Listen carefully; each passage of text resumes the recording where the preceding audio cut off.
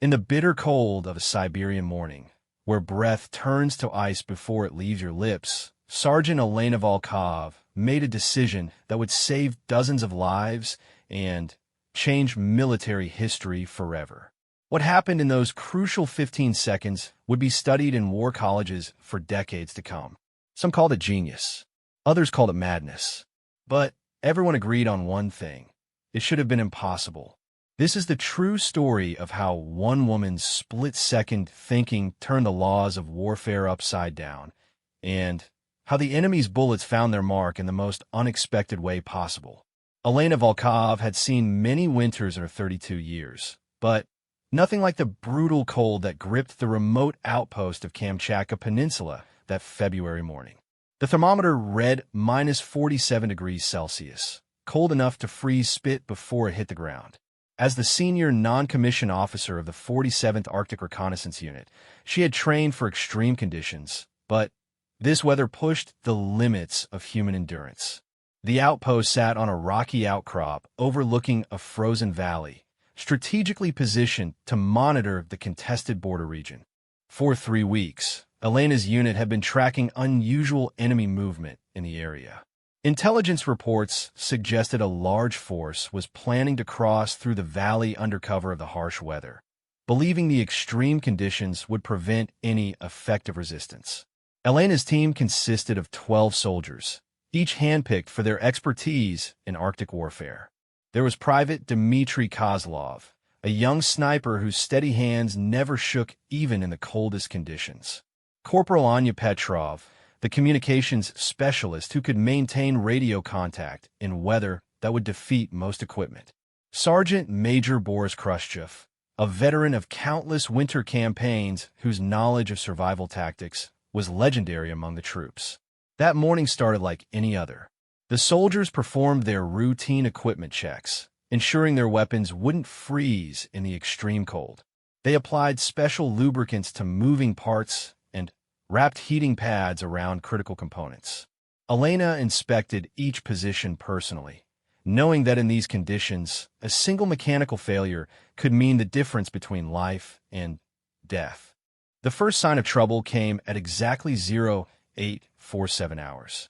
Private Kozlov, positioned in the forward observation post with his high-powered scope, spotted movement in the tree line approximately 2 kilometers away.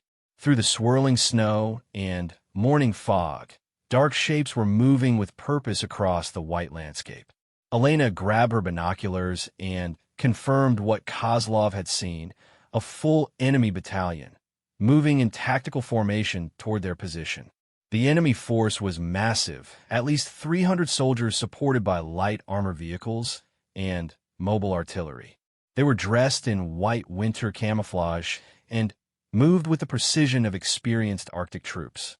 Elena quickly calculated the odds: 12 defenders against 300 attackers in terrain that offered limited defensive advantages. Under normal circumstances, the smart move would be to call for immediate evacuation. But these weren't normal circumstances. Elena knew that if this enemy force succeeded in crossing through the valley, they would have a clear path to several civilian settlements deeper in the territory. Thousands of innocent people would be in immediate danger. The nearest friendly forces were at least 6 hours away by helicopter, assuming the weather would even permit air travel. Elena made the decision that would define everything that followed. Instead of retreating, she would make her stand here, using every trick and tactic she had learned in 15 years of military service. She gathered her team for a quick briefing, explaining the situation and outlining her unconventional plan. The key to Elena's strategy lay in understanding how the extreme cold affected both equipment and human performance.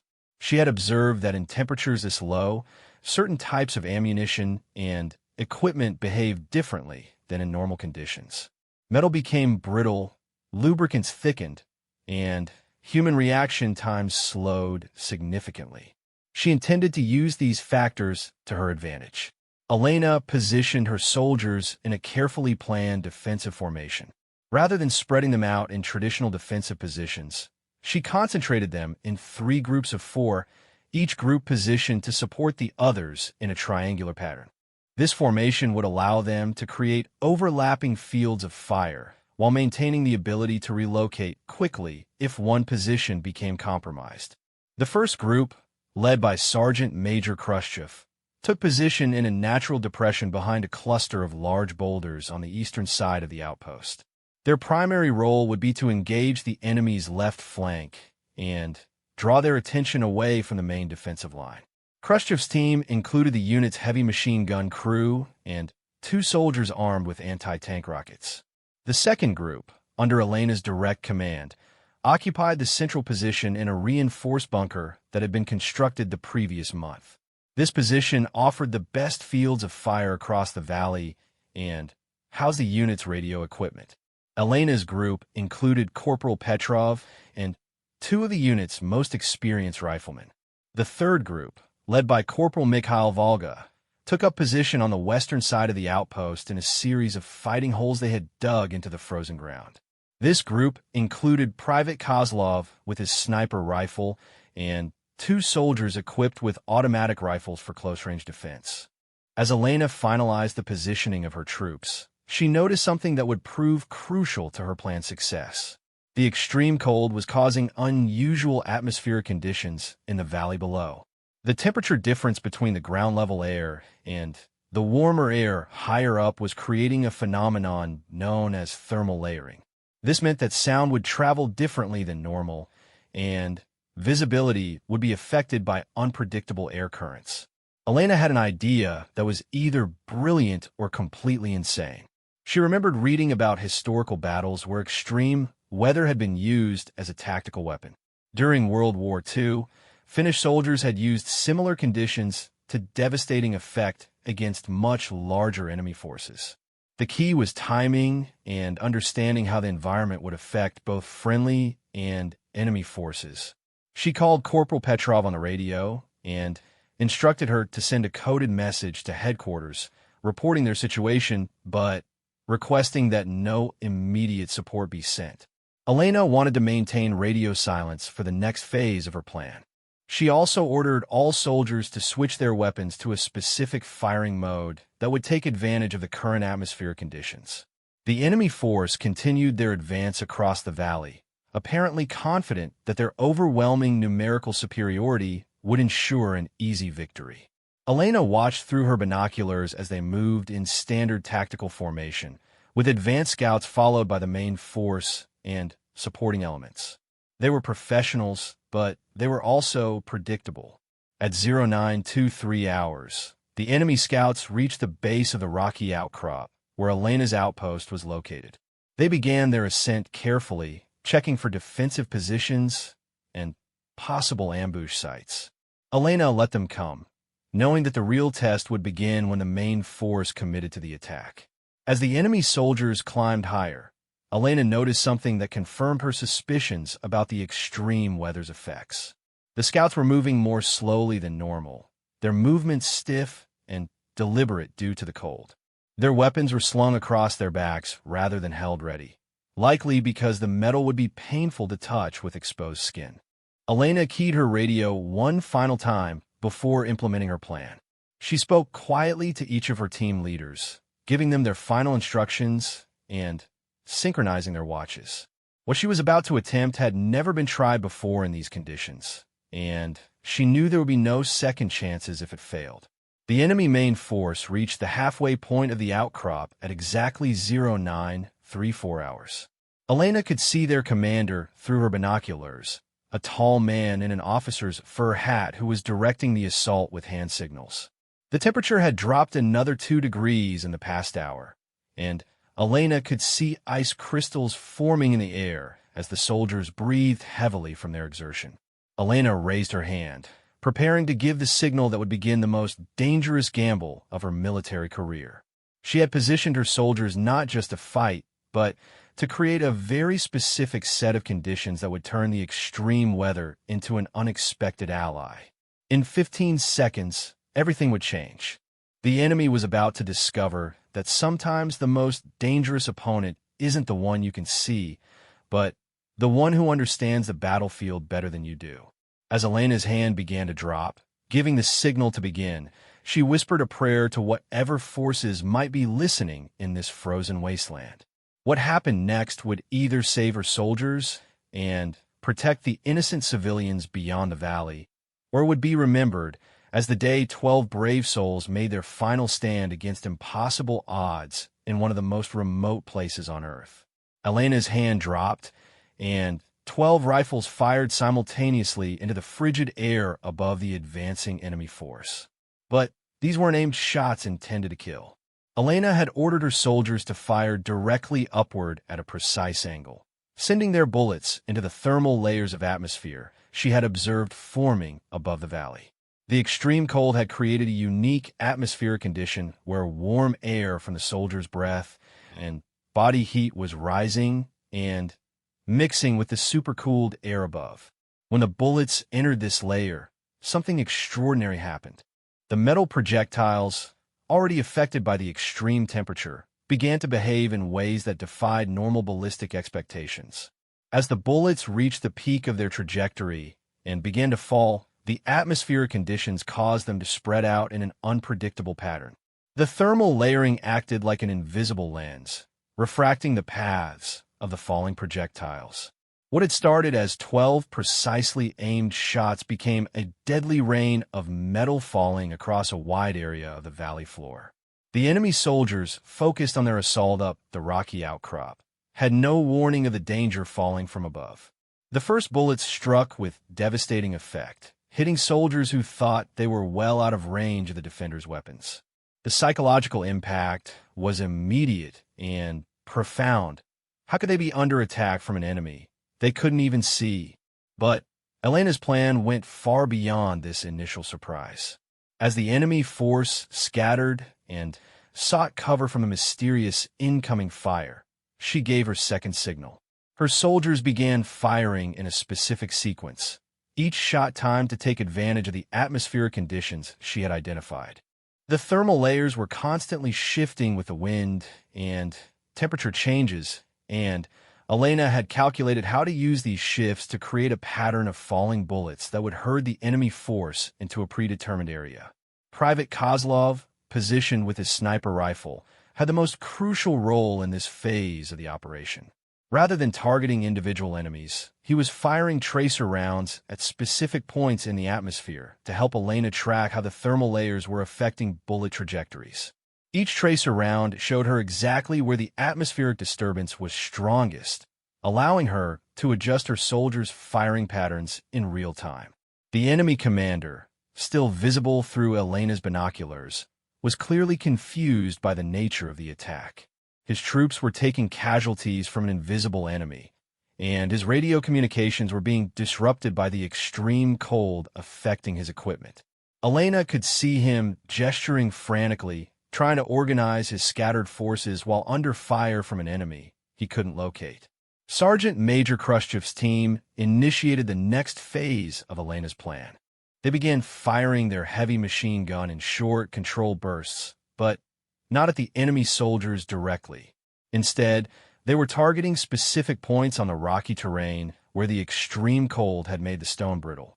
The heavy bullets shattered the frozen rock, sending sharp fragments cascading down the slopes toward the enemy positions. The combination of falling bullets from above and rock fragments from the sides created a three-dimensional battlefield that the enemy force was completely unprepared for. Their winter warfare training had prepared them for conventional defensive positions and standard defensive tactics, but nothing in their experience had prepared them for an attack that used the atmosphere itself as a weapon. Elena watched as the enemy force began to retreat toward the center of the valley, exactly where she wanted them. Her plan was working, but she knew this was only the beginning. The real test would come when the enemy commander realized what was happening and tried to counter her unconventional tactics. Corporal Petrov's role became critical at this point. She had been monitoring enemy radio communications and reported that their commander was calling for artillery support. Elena knew she had perhaps 10 minutes before enemy shells would begin falling on their position. She had to finish this before then, or her small force would be overwhelmed by superior firepower. Elena gave the signal for the final phase of her plan. All three groups of soldiers began firing simultaneously, but their target wasn't the enemy force directly. Instead, they were creating what Elena called an atmospheric cage, a complex pattern of bullets traveling through the thermal layers that would create a deadly zone of falling projectiles covering the entire center of the valley. The science behind Elena's tactic was complex, but the execution was beautifully simple. The extreme cold had created multiple thermal layers at different altitudes. By firing bullets at precise angles and timing, her soldiers could place projectiles into these layers where they would be carried by air currents and thermal updrafts before falling in unpredictable patterns. The effect on the enemy force was devastating. Soldiers who thought they had found safe cover suddenly came under fire from directly above. Others who tried to advance found their path blocked by a constant rain of bullets that seemed to come from everywhere and nowhere at once. The psychological pressure was immense. How do you fight an enemy that can attack you through the sky itself? Elena could see through her binoculars that the enemy commander was beginning to understand what was happening. He had gathered his officers and was pointing upward, apparently explaining the nature of the attack his troops were facing. But understanding the problem and solving it were two different things entirely. The enemy force attempted several different tactical responses. They tried advancing in short rushes between the falling bullets, but Elena's soldiers adjusted their firing patterns to anticipate these movements. They attempted to spread out across a wider area, but this only made them more vulnerable to the atmospheric effects Elena was exploiting. Private Kozlov reported through his radio that he could see enemy soldiers actually looking up at the sky in confusion and fear. Some were holding their rifles above their heads as improvised shields, not understanding that the bullets falling on them had originated from their enemy's positions hundreds of meters away. The most dramatic moment came when the enemy commander attempted to lead a charge directly up the rocky outcrop toward Elena's central position. As his soldiers emerged from cover and began their assault, Elena coordinated a massive volley from all 12 of her soldiers. The bullets arced high into the atmosphere, spread through the thermal layers, and came down like a metallic hailstorm directly on top of the charging enemy force. The charge broke immediately. Soldiers who had been advancing with determination and courage suddenly found themselves under attack from an enemy that seemed to control the very air above their heads. The psychological impact was devastating. These were experienced troops, but they had never encountered anything like Elena's atmospheric tactics. Elena knew that her soldiers' ammunition was running low, and she still hadn't heard the sound of incoming artillery that she knew must be coming. She had perhaps 5 minutes to complete her mission and begin the withdrawal she had planned from the beginning. Her goal had never been to destroy the entire enemy force, but to delay them long enough for reinforcements to arrive and to protect the civilian populations beyond the valley. She gave the final signal of her plan. All soldiers were to fire their remaining ammunition in one coordinated barrage, placing as many bullets as possible into the thermal layers above the valley. The goal was to create such a dense pattern of falling projectiles that the enemy force would be forced to remain undercover for an extended period. As the last shots were fired and the bullets began their deadly rain from above, Elena heard the distinctive whistle of incoming artillery shells. The enemy commander had finally managed to get his fire support coordinated, but Elena was ready. She had identified covered routes off the outcrop that would allow her soldiers to withdraw while remaining protected from both enemy fire and their own falling bullets. The atmospheric conditions that had made Elena's plan possible were beginning to change. The wind was picking up and the thermal layers were becoming less stable. Elena knew that her window of opportunity was closing, but she had achieved her primary objective. The enemy force was scattered, demoralized, and would require hours to reorganize for another assault. As Elena prepared to give the withdrawal order, she looked down at the valley one last time through her binoculars.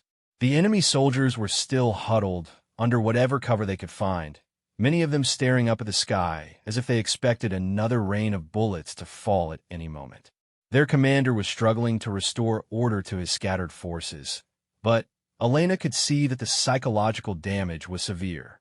The sound of approaching helicopters in the distance told Elena that the reinforcements she had been waiting for were finally arriving. Her impossible gamble had worked.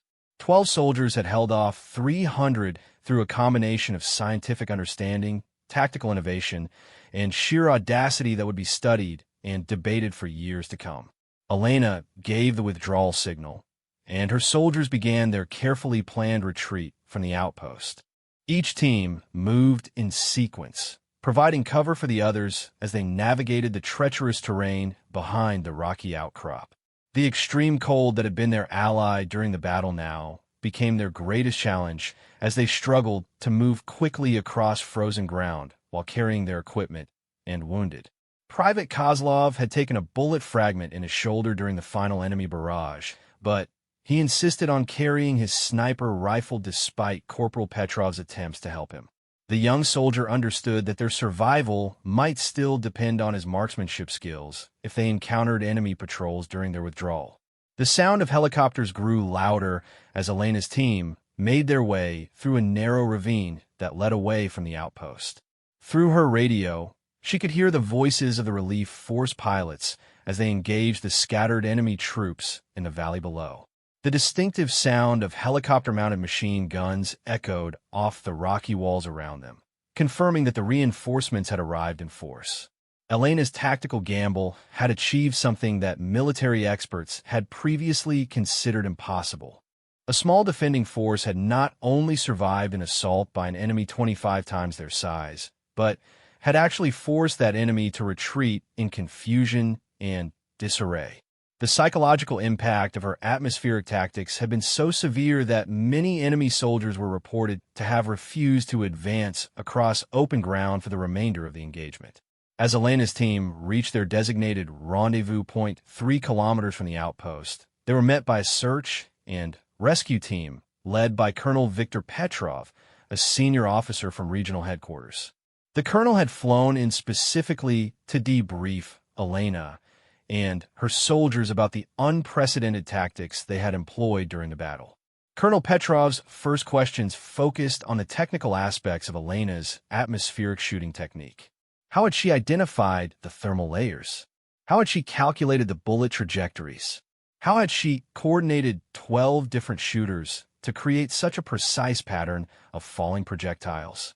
Elena explained her observations about the atmospheric conditions and her theoretical understanding of how extreme cold affects ballistic performance. But the colonel's most important question was whether Elena's tactics could be replicated by other units in similar conditions. Elena was honest about the limitations of her approach. The technique required very specific atmospheric conditions that occurred only in extreme cold with particular wind and humidity patterns. It also required extensive knowledge of ballistics and atmospheric science that most soldiers didn't possess. However, Elena's innovation had demonstrated something crucial about modern warfare. In an age of advanced technology and overwhelming firepower, there was still room for tactical creativity and environmental adaptation. Her success proved that a small force with superior understanding of local conditions could still achieve victories against much larger conventional forces. The debriefing continued for several hours as Elena and her soldiers were transported to the nearest military base. Each soldier was interviewed separately to provide their perspective on how the atmospheric tactics had been executed. Private Kozlov described the surreal experience of watching his tracer rounds bend and curve through the air before falling on targets hundreds of meters from where he had aimed. Sergeant Major Khrushchev provided detailed technical information about how the extreme cold had affected their weapons and ammunition. He reported that several of his soldiers had experienced ammunition failures due to the temperature, but that Elena's firing patterns had been designed to account for these equipment limitations. Corporal Petrov's communication logs provided crucial intelligence about enemy tactics and equipment. She had recorded numerous enemy radio transmissions during the battle, including conversations between field commanders and their headquarters, describing the confusion and panic caused by Elena's unconventional attack methods. The most significant revelation came from intercepted enemy communications obtained after the battle. Enemy field reports described the attack as involving new atmospheric weapons and invisible artillery systems. Their intelligence analysts had concluded that they had encountered an advanced weapons system they had never seen before, not realizing that the devastation had been caused by conventional rifles used in an unconventional manner. Elena's tactical innovation had implications far beyond this single battle. Military research divisions immediately began studying the atmospheric conditions that had made her tactics possible. Scientists worked to understand the physics behind the thermal layering effects that had allowed bullets to be redirected in mid-flight. Within weeks of the battle, Elena found herself transferred to a special research unit tasked with developing new tactical applications for environmental warfare.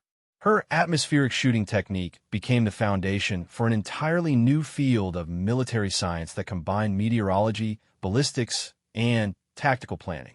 The enemy force that had attacked Elena's outpost never fully recovered from their encounter with her atmospheric tactics. Intelligence reports indicated that their unit was withdrawn from active duty for extensive retraining and psychological evaluation.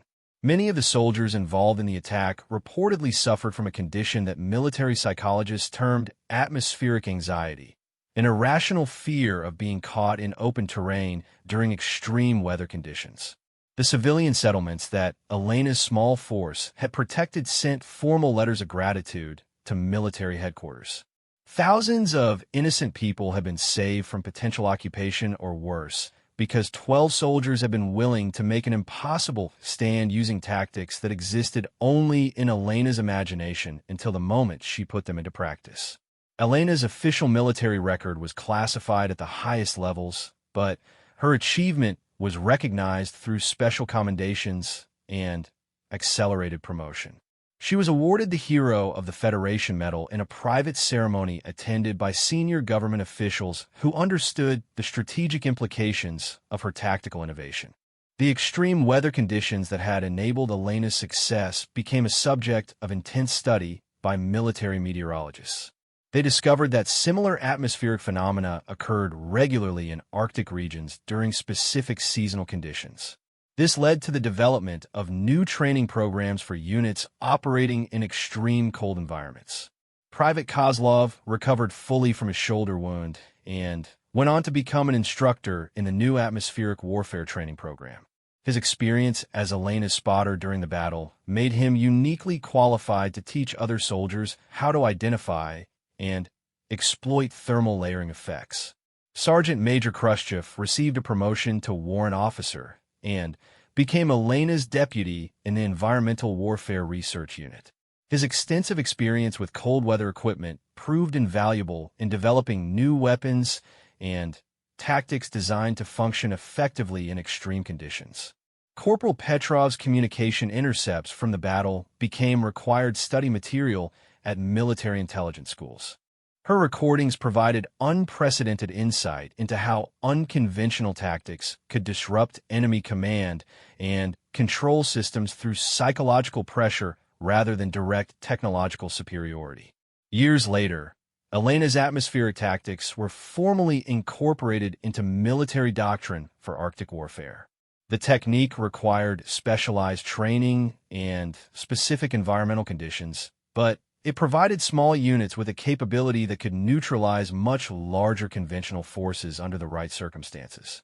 The battle at Kamchatka Peninsula became a turning point in military thinking about environmental warfare and tactical innovation. Elena had demonstrated that in the modern era of advanced technology, there was still tremendous value in understanding and adapting to natural conditions that most commanders ignored or simply endured. Elena continued her military career as a researcher and instructor, but she never forgot the lessons learned during those crucial 15 minutes when her atmospheric tactics saved her soldiers and protected thousands of innocent civilians. Her innovation proved that sometimes the most powerful weapons are not the ones you carry, but The ones you create by understanding the world around you better than your enemy does. The story of Elena Volkov and her frozen soldiers became legendary within military circles, inspiring a new generation of tactical thinkers to look beyond conventional weapons and consider how natural phenomena could be harnessed for defensive purposes. In the end, her greatest achievement was not just winning an impossible battle, but opening new possibilities for how small forces could protect themselves and others through creativity, knowledge, and the courage to attempt something that had never been tried before.